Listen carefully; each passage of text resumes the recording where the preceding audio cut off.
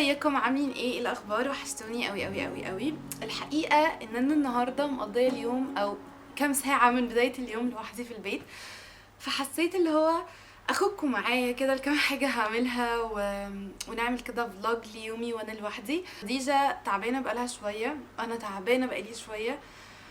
انتوا عارفين الدور اللي ماشي اللي ما بينخفش منه ده يعني. فالحقيقه ان عشان هي بس تغير جو رطوبه البيت والبرد، باباها خدها ينزلها في الشمس شويه فنزلوا، وانا قررت ان انا اقعد بقى شويه في البيت، اقعد برضو لان نفسيتي مضغوطه شويه، لانه بقالي كتير قوي تعبانه انا وهي وباخد بالي منها في نفس الوقت ما بنامش، فحتى مش قادره اتكلم.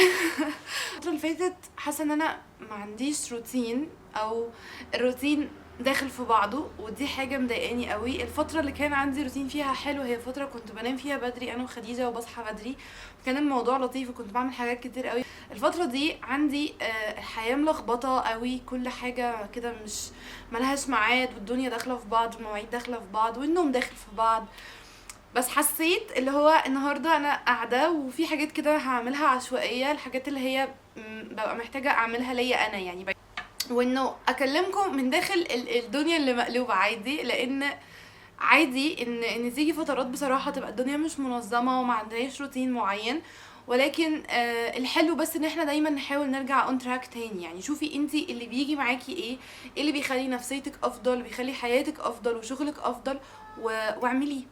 ف يعني دي كلمتين كده، نقاشتين كده شكلهم جايين يا جماعه. الو، اثر على النوت بوك.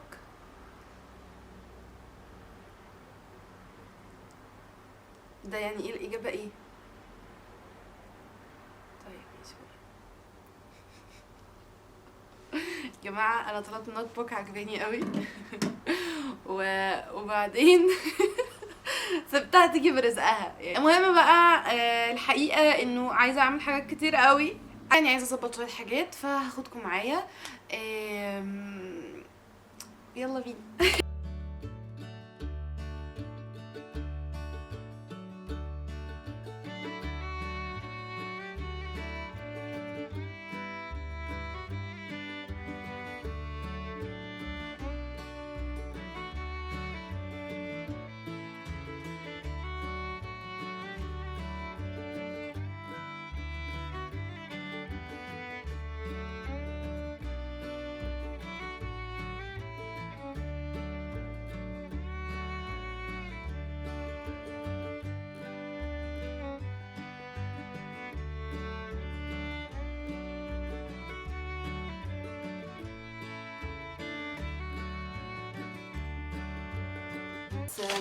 يعني من الحاجات اللي بقالي شويه، الكاميرا هتفصل، من الحاجات اللي بقالي كتير عايزه اعملها هو بوكس ده، النوت بوكس. اشوف محتاجه ايه مش محتاجه ايه، لان ديجا يعني قلبت لي كورنر المكتب. كمان المعدات عايزه اظبطها، ايه اللي بستخدمه احاول اخليه ثابت في مكانه عشان يسهل عليا التصوير. فدي اول حاجه محتاجه اعملها قبل ما ديجا تيجي عشان ما تقلبش الدنيا. يعني يلا بينا.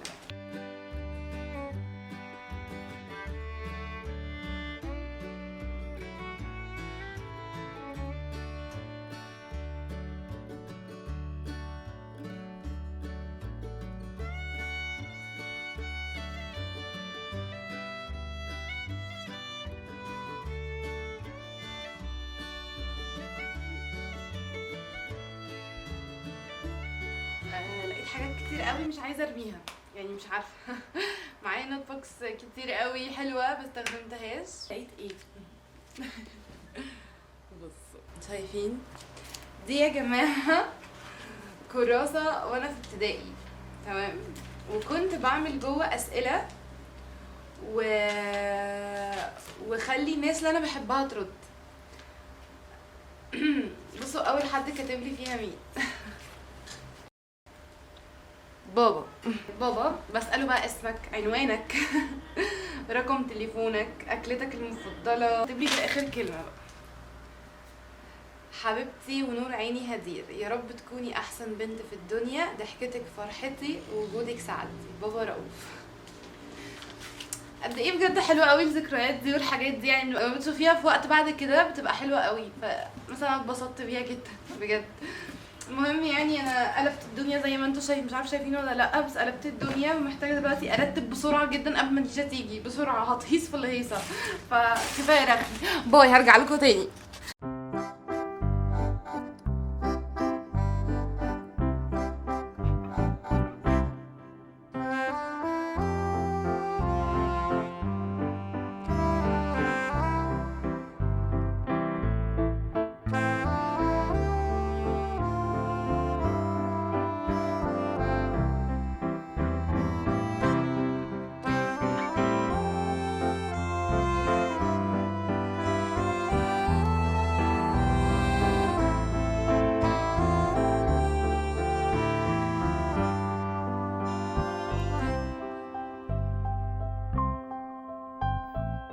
مطبخ ديزا، المهم عايزه اعمل فيها حاجه كده، مش عارفه هتنجح ولا لا. فتعالوا نشوف كده. فكيت المسامير، مش عارفه بقى هنجح ولا لا. اوكي، بس هي دي اللي انا عايزاها. بصوا نمسحها كويس.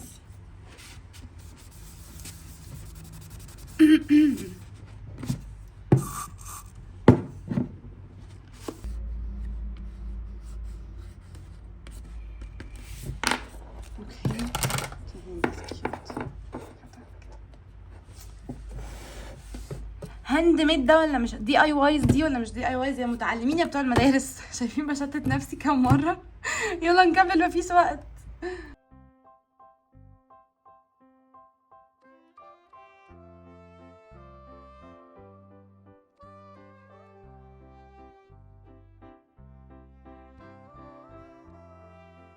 المهم بصراحة يعني انا ما كنتش مخططة خالص ان انا هعمل المكتب والحاجات بتاعتي والنوت بوكس وكده، بس ده تاسك انا مأجلاه بقالي كتير قوي. زي ما قلت لكم يعني ان انا وديجا عاينين بقالنا كتير، فانا اصلا في حاجات كتير قوي في البيت، يعني مش قد انه بس بتنضفي، يعني حاجات كتير قوي محتاجة تنظيم ومحتاجة تمشي من البيت، وحاجات كتير قوي نفسيا تعباني.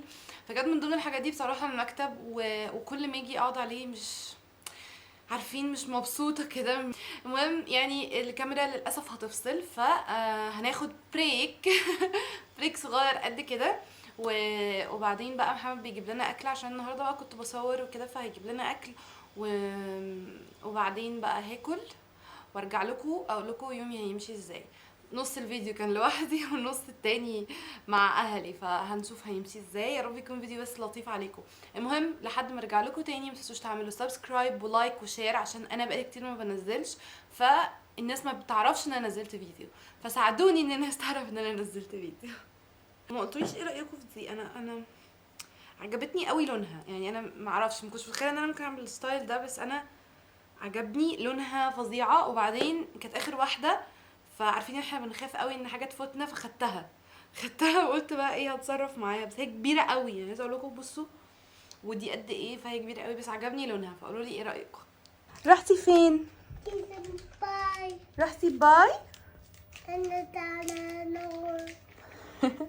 انتي وحشتيني، قولي لي وحشتيني.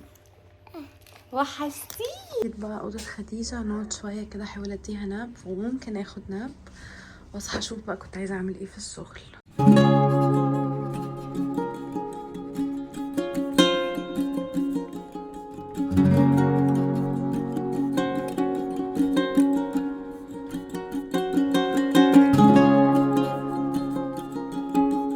يعني انا بصراحه ما عنديش اي فكره انتوا شايفيني ازاي دلوقتي، لان انا مش شايفه نفسي كويس، يعني مش شايفه، مش لابسه لينسز ولا نضاره وميك اب. طبعا كنت حاطه صبح ماسكارا هببت، بس حاطط لكم بلاشر عشان اختم معاكم الفيديو، وموطيه صوتي عشان خديجه نامت. الساعه دلوقتي 4:30 الفجر، يا جماعه عايزين يومي بيخلص 4:30 الفجر، عشان زي ما قلت لكم اليومين دول احنا مش منظمين في اي حاجه بسبب البرد. هو مش برد، هو التهاب في الشعب الهوائيه، دور شديد قوي وماشي، فخلي بالكم منه. و المفروض ان انا ما صورتكوش طبعا نص اليوم، يعني خلاص بقى وقتي مع ديجا بيبقى صعب شويه لما بتكون هي صاحيه، فلما تبقى بخير ان شاء الله هبقى اصوره. احب قوي مهما كانت الساعه كام اعمل حاجه سخنه قبل ما انام اشربها، ومبسوطه قوي ان اليومين دول ان انا لقيت كتاب اخيرا يشدني، وابقى حابه ان انا اقراه. هو انا بقراه PDF وانا مش بحب قوي PDF، بس هو حلو، ليه مميزات وليه عيوب. انا بحب المس الكتاب كده، بس هو PDF بيخليني بصراحه ما اقعدش اسرح في السوشيال ميديا، فكل ما بمسك الموبايل ببقى عايزه اقرا في الكتاب، ودي حاجه حلوه لانه هو شددني وفي نفس الوقت بيخليني كده استرخى يعني بالليل. الكتاب اسمه جدد حياتك، للي حابب يقراه، للامام محمد الغزالي. هو كتاب حلو قوي، يعني مش عايزه اقول تفاصيل غير لما اقرا كله، انا لسه قريت فيه حاجات بسيطه يعني، بس حبيت اقول لكم هعمل ايه. اهم حاجه حابه اختم بيها الفيديو واختم بيها يومي، حاجه بقالي كتير قوي عايزه اعملها ما عملتهاش، ومحمد عشان يشجعني عليها جاب لي نوت كده ليها مخصوص وبرضه ما عملتهاش. انا عايزه اول يوم اعملها وهي الامتنان. قلت لكم ان قد ايه الامتنان مهم جدا، وان انا عايزه بجد امارسه يوميا، لان انا حد بيدور احيانا كتير على الكمال، فساعات كتير مش بيكون شايف اللي عمله ومش بيكون شايف اللي حققه وانجزه، فبحس ان انا طول الوقت عندي لود ان انا ناقصني حاجه، عندي fear of mess و... و... ودايما يعني بفكر في اللي ناقص، مع ان اللي عندي اكتر واللي ربنا اكيد كرمني بيه اكتر، سواء صحة، سواء كل حد في حياته بجد هو ربنا مديله اللي يستحقه، ومديله 24 قيراط، بينقص من ناحية بس بيزود من ناحية تانية.